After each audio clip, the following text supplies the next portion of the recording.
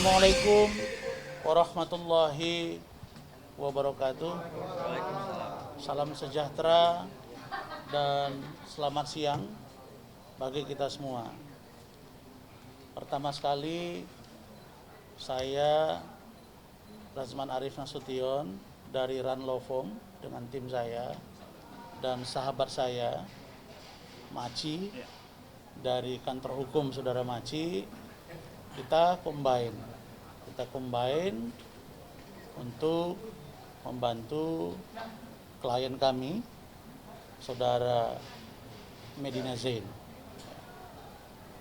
Dan karena itu kami mengucapkan terima kasih atas kedatangan saudara-saudara memenuhi undangan kami terkait dengan seperti mana yang saudara sudah tahu bahwa beberapa waktu yang lalu klien kami saudara Medina Zain telah membuat laporan di kepolisian, dalam hal ini di Polrestabes Kota Bandung, tentang adanya dugaan tindak pidana penipuan dan atau penggelapan terhadap perusahaan yang mereka kelola yang bernama Bandung Makuta. Adapun dugaan penggelapan yang dimaksud adalah diduga dilakukan oleh saudara Irwansyah dan rekan-rekannya sesama pemegang saham. Oleh karena itu maka perlu kami tegaskan posisi Medina Zain bukan seorang pemegang saham yang dalam pengertian melakukan atau single fighter, melakukan perlawanan kepada banyak orang, para pemegang saham yang lain, dan atau dikesankan seolah-olah saudara Medina Zain ini orang yang rese, orang yang risik, padahal kita tahu bahwa saudara Medina Zain adalah seorang pengusaha yang profesional. Beliau tahu bahwa ada ketidaktransparan dalam pengelolaan perusahaan, maka saudara Medina Zain dalam konstruksi hukum yang kita tahu bahwa beliau dapat melakukan permintaan audit, dan ini hak konstitusional saudara Medina Zain. Dan dia lakukan konstitusional complaint secara administratif, karena itu dulu yang dia tempuh. Maka dalam beberapa kesempatan saudara Medina Zain telah berupaya berkirim surat dan direspon. Kemudian ada dugaan penyelewengan dana di dalam. Dan ketika ini akan diminta untuk dibicarakan sesama pemegang saham, maka saudara Irwansyah dan teman-temannya menolak. Karena itulah maka Medina Zain tahu proses berikutnya adalah dia membuat laporan polisi. Jadi perlu kami tegaskan bahwa saudara Medina Zain, klien kami, tidak pernah berniat membenci saudara Irwansyah secara pribadi. Karena mereka ini bersahabat dan mungkin besok juga bersahabat. Tetapi hari ini mereka berbeda pendapat, maka saya berharap saudara-saudara bisa memahami bahwa posisi Medina Zain adalah sebagai seorang warga negara, pemegang saham, yang meminta transparansi keuangan di perusahaan. Bahwa mereka, perusahaan ini saudara, sudah memperoleh keuntungan. Jadi jangan seolah-olah dikesankan Medina Zain sudah menerima dana, benefit atau dividen, dan kemudian Medina Zain ribut. Bukan begitu. Medina Zain menerima dividen, iya. Tapi mereka juga menerima dividen. Nah, artinya dalam teori hukum ini logika law-nya masuk gitu loh. Nah, berikutnya perusahaan itu harus memang berjalan karena filosofi orang berusaha adalah mencari untung. Tidak ada orang berusaha yang tidak mencari untung. Kalau orang berusaha tidak cari untung, buat apa berusaha?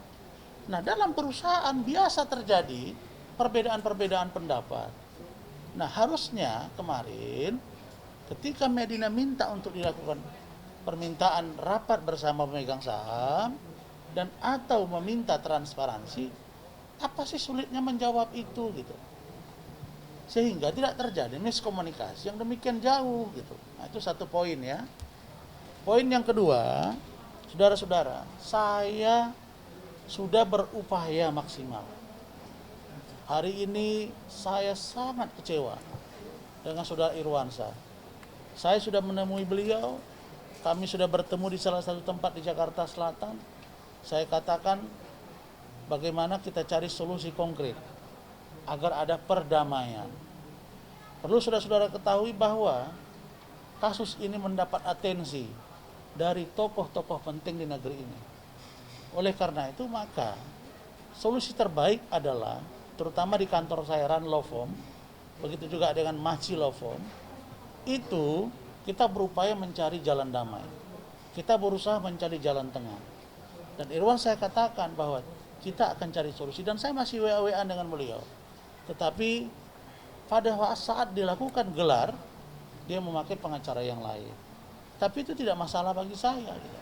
Nah, oleh karena beliau memakai pengacara yang lain, maka saya kemudian memberikan masukan kepada klien kami, ya saya hadir di sini sebagai lawyer yang profesional, menjalankan tugas profesi saya. Saya ingin sekali Irwansyah membuka hatinya dan teman-teman yang lain untuk dicari penyelesaian. Klien kami gampang aja kalimatnya. Kalau saya dianggap duri dalam daging Bang Rasman, nggak apa-apa, dikembalikan saham saya. Saya keluar, walaupun perusahaan itu sudah berkembang sekarang, silakan mereka kembangkan. Ambillah untung yang sebesar-besarnya, saya mundur. Sampai begitu gitu. Jadi ini terlalu rumit gitu. Nah, ada sindiran di medsos, ada bully-bulian di medsos. Nah, ini sekarang yang dicari keuntungan apa? Kita bukan pansos. Saya tidak perlu lagi harus membawa kasus ini supaya saya terkenal, sudah dikenal. Maci juga, apalagi Bedi, apalagi saudara Lukman. Lukman posisinya adalah sebagai seorang suami yang memberi masukan yang konstruktif kepada istrinya. Karena memang kewajiban suami adalah sebagai pemimpin di rumah tangga. Nah, oleh karena itu maka saudara-saudara, 2 poin. Poin yang ketiga adalah nanti ditambahkan oleh saudara Maci. Sebentar ya. Ini ada kasus atensi Adinda. Saya harus jelaskan. Jadi saya kan yang tahu posisinya. Jangan dipotong dulu. Nanti akibat pemotongan kalimat ini jadi simpang siur lagi gitu loh. Ini kasus yang serius. Saya udah bilang ini atensi gitu loh. Iya saya ngerti, kan saya harus jelaskan dulu tadi. Saya udah berupaya datang. Saya minta Irwan. Jadi tolong jangan kita berdebat gitu loh. Apa sih salahnya menunggu yang lama kalian siap kok nunggu sedikit? Tidak. Saya juga nggak mau buang-buang waktu ini. Saya hanya ingin menyampaikan itu supaya pembukaannya jelas. Hukum tuh mesti runut gitu loh.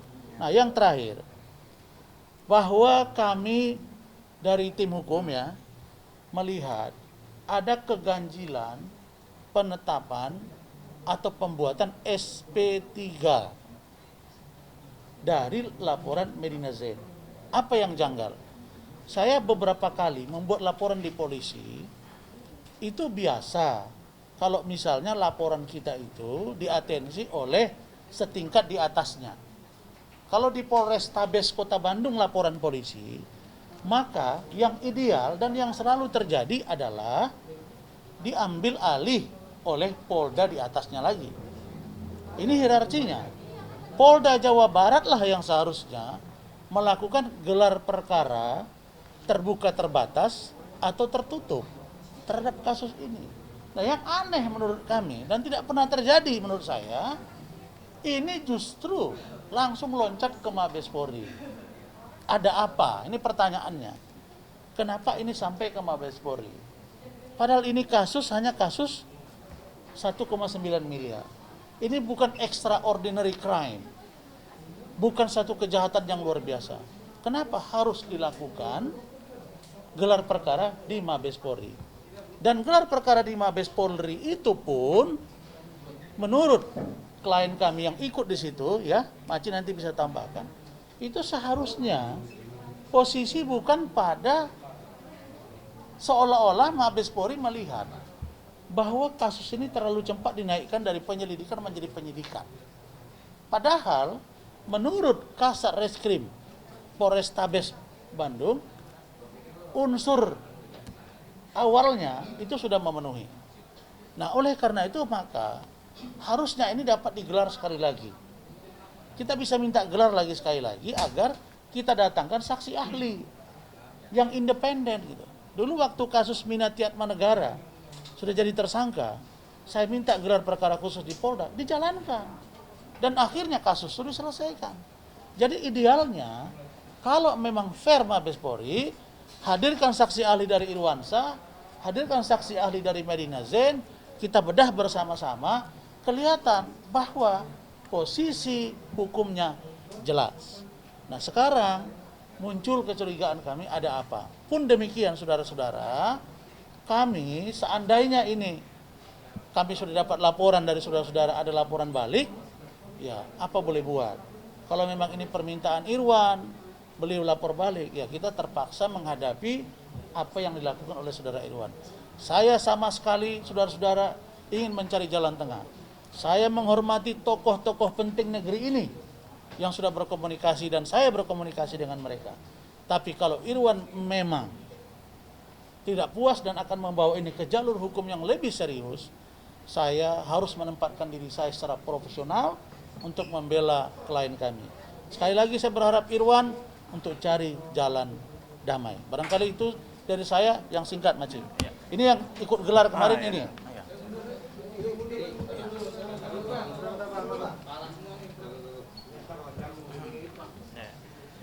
Intinya flashback ke belakang aja ya. Medina melakukan laporan pada tanggal 18 Oktober 2019. Lalu Medina juga diundang untuk RUPS.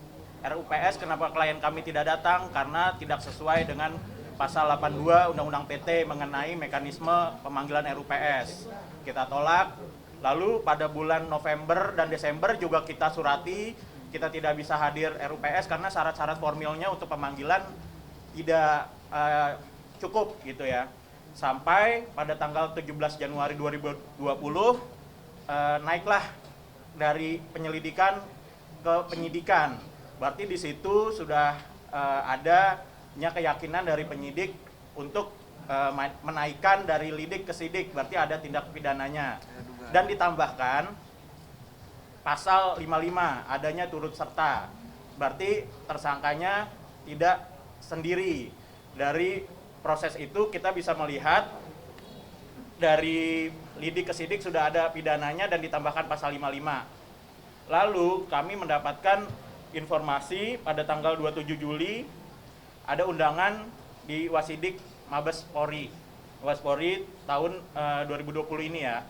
Bahwa di situ kami adanya gelar khusus. Yang patut jadi pertanyaan, kan di Polda Jabar juga ada Wasidik, ini langsung ke Wasidik Mabes Polri. Kita hargai, lalu di tanggal ini ya, 14 hari setelahnya kita diberitahu bahwa adanya SP3.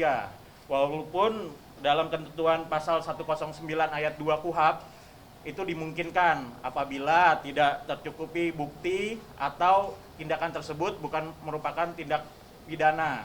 Kami tetap menghargai dari keputusan Polrestabes Bandung, tapi kami akan melakukan dan mengkaji langkah-langkah hukum yang tepat ke depannya. Dan saya dengar tadi ada laporan pada klien kami, laporan balik, itu juga kami tetap menghargai hak hukum mereka. Dan kita akan siap mendampingi dan menghadapi bersama-sama. Terima kasih.